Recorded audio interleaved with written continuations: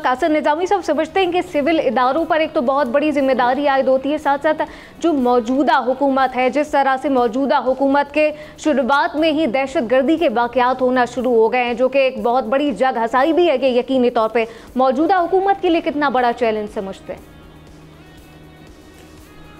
जी, मौजूदा हुकूमत के लिए डेफिनेटली जो भी हुकूमतें पाकिस्तान में आई हैं उनके लिए ये टेररिज्म का जो इशू है एक हमेशा से इशू रहा है। ज़ाहिर है इस हुकूमत के लिए भी एक डेफिनेटली इशू है। हाँ जी, इस साल 2024 के अंदर ज़रा हमने इंक्रीज़ देखा है इस चीज़ के अंदर। ये जो आपने दो वाक़यात जिनका आपने ज़िक्र किया, डेफिनेटली ये बड़े अफसोसनाक हैं और इसके ऊपर डेफिनेटली एक्शन भी लेना चाहिए। जैसे शहबाज शरीफ साहब ने कहा वो इसको करेंगे।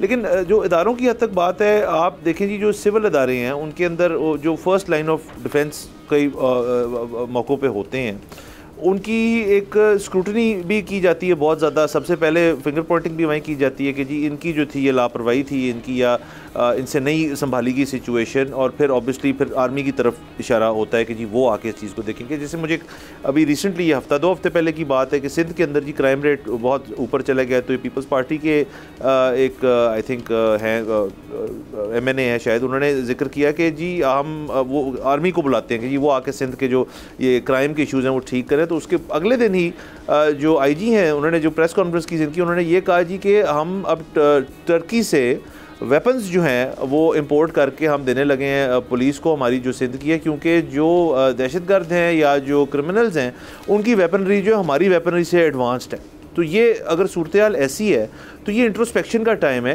कि आप सिविल इदारों के अंदर देखेंगे अगर तो खामियां हैं, अगर तो मसले मसाइल हैं, उन चीज़ों को ठीक करना चाहिए। पंजाब पुलिस की हद तक भी ये कई दफ़ा इल्ज़ाम होता है कि जी पेट्रोलिंग के जो है इनफ लोग नहीं उनके पास, उनकी तनख्वाहों का भी इशू होता है, थाना कल्चर जो है उसके ऊपर वैसी बहुत बहस होती है। तो ये सारी चीज़ें जो है ये इंटरलिंक्ड हैं। उसके अलावा अगर ब्रॉडर स्केल पर आप देखें तो ज़ाहिर है इंटरनेशनली जो सेंटिमेंट है वो बहुत ख़राब होता है। मैं जैसे पिछले वो जजेस वाली चीज़ में भी परसेप्शन बेस्ड बात कर रहा था कि इस वक्त दुनिया जो है सोशल मीडिया के दौर के अंदर परसेप्शन जो है वो हर चीज़ के ऊपर काउंट करती है, और इस तरह के वाक़यात जो हैं वो आपकी इंटरनेशनल परसेप्शन को बहुत रूइन करते हैं। और यकीनन जो इस इंसिडेंट के अंदर जो लोग मुलफ़िज़ हैं उनका एक अल्टीरियर मोटिव जो है वो आप स्मगलिंग वगैरह वाली चीज़ असाइड कर लें, अल्टीरियर मोटिव ये हो सकता है कि मुल्क को नुकसान पहुँचे एक बैनुल-अक़वामी सतह के ऊपर, और वो इन हर वाक़े के ऊपर वो सक्सेसफुली होता है। सो एंड अगेन ये अब हम एक IMF के ऊपर भी क्या हमने जाना है आगे, अब वो भी ये चीज़ें देखते होंगे। सो डेफिनेटली इसके ऊपर एक हैंडल जो है वो गवर्नमेंट को चाहिए। बहुत ज़रूरी जो है वो यकीनी तौर पे नाज़रीन यही है कि जो सिविल इदारों है, क्योंकि सिक्योरिटी बहुत बड़ा ये सिक्योरिटी ब्रीच है, उनको अपना किरदार अदा करना होगा। सब्सक्राइब करें और बेल दबाएं ताकि कोई खबर रह न जाए।